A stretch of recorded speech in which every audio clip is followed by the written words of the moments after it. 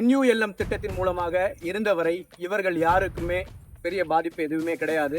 ராம்கின்ற ஒரு தனியார் நிறுவனம் அவங்க கிட்ட ஒப்படைச்சதுக்கு அப்புறம் இவங்களுடைய ஊதியம் கிட்டத்தட்ட 23,000 இருந்த ஊதியத்தை 17,000க்கு குறைத்து மேற்படி இவ்வளவு நாள் உழைத்தவர்களுக்கு கொடுக்காமல் இன்னைக்கு புதுசா நாங்க ஆட்களை நியமனம் செஞ்சுக்கிறோம்னு சொல்லி புது ஆட்களை நியமனம் செய்து கொண்டிருக்கிறார்கள். இப்போ பழைய உழைச்சவங்க எல்லாம் கேள்வி கேட்கும் போது அவங்களுக்கு மிரட்டல்கள் வருது. எந்த ஒரு பதிலும் சரியாக இல்லை. நீதிமன்றத்தை அணுகிறார்கள். நீதிமன்றத்தில் வழக்கு நிலுவையில் உள்ளது.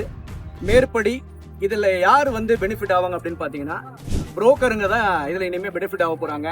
கமிஷன் ஏஜென்ட்ஸ்ல இதுல நல்ல பெனிஃபிட் ஆக போறாங்க. காரணம், அரசாங்கம் மக்களுக்காக இருக்க வேண்டியது கடைசியில கார்ப்பரேட் கம்பெனிக்கு அடிமையாக இருக்கிறது.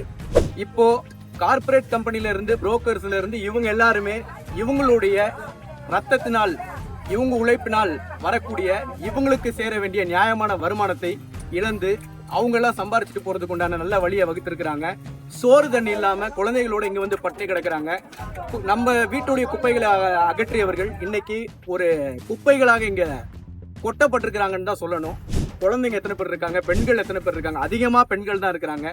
2021 தேர்தல் வாக்குறுதி எண் 153 படி நாங்க கண்டிப்பா பண்ணித்தரோம்னு சொன்ன அந்த தேர்தல் வாக்குறுதியும் பொய்ன்ற மாதிரி இன்னைக்கு நிரூபணமாகுது. கூடிய விரைவில் 2026 தேர்தல் வரதான் போது. தமிழக வெற்றி கழகத்தின் இந்த உழைப்பு இவங்க எல்லாரும் இவங்களுக்காக கொடுக்கிற குரல் இது எல்லாத்துமே அதுக்கு அன்னைக்கு பதில் சொல்லும்.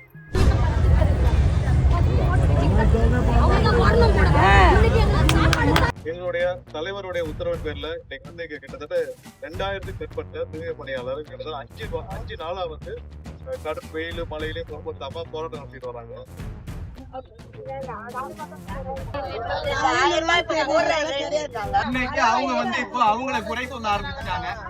இது தொடர்ந்தால் தமிழ்நாடு முழுக்க தமிழக வெற்றி கழகத்தின் அனைத்து நிர்வாகிகளும் தோழர்களும் கண்டிப்பா ஒரு மிகப்பெரிய திருப்பி ஒரு ஆர்ப்பாட்டத்தை தலைவர் அறிவிச்சாலும் ஆச்சரியப்படுவதற்கில்லை.